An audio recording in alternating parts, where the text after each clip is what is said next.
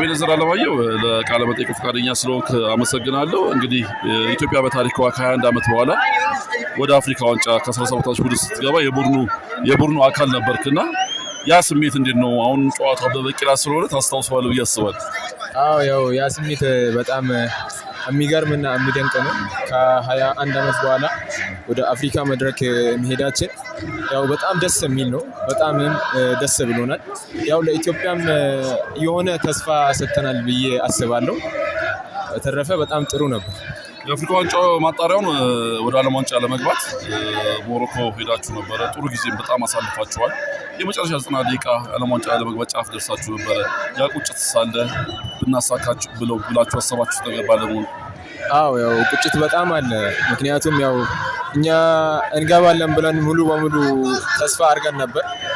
እንደምናልፍም ደግሞ በራሳችን ተማምነን ያው ህዝቡም ከኛ ጋር ስለነበረ አመራሩም ያው ስፖርት ፕሬዝዳንቱም ከኛ ጋር ለኛ በጣም ህዝቡ እየረዳን ነበር። በዛም ምክንያት እኛም በምንሰራው ትሬኒንግ ምክንያት ኮቹም በጣም አሪፍ ነበር። በዛ ምክንያት እናልፋለን ብለን ጠብቀን ነበር።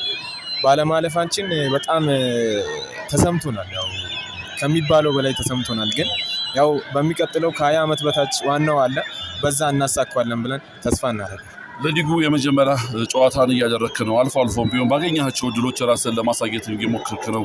እንዴት አገኘው ሊጉ? ሊጉ ያው ብዙ ልምድ ያላቸው ተጫዋቾች የሚጫወቱበት ነው። በጣም ትላልቅ ተጫዋቾች ያሉበት ነው። ከነሱ ጋር በመጫወቴ በጣም እድለኛ ነኝ። ከዛ በተረፈ ያው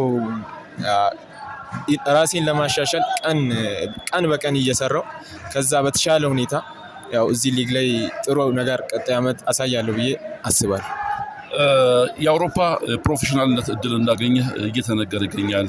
የት ነው? እንዴት ነው? መቼ ነው የምትሄደው? ያው ትንሽ ሳምንታቶች ናቸው የሚቀሩት። ዩክሬን ነው የሚሄደው።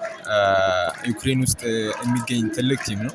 እዛ ነው የሚሄደው። ያው ከተሳካ እንግዲህ ለኢትዮጵያም ጥሩ ነገር ይሆናል ብዬ አስባለሁ። ለራሴም ለቤተሰቦቼም ለኢትዮጵያ ለሀገሪቷም ደግሞ ሞዴል ተጫዋች ሆናለሁ ብዬ አስባለሁ።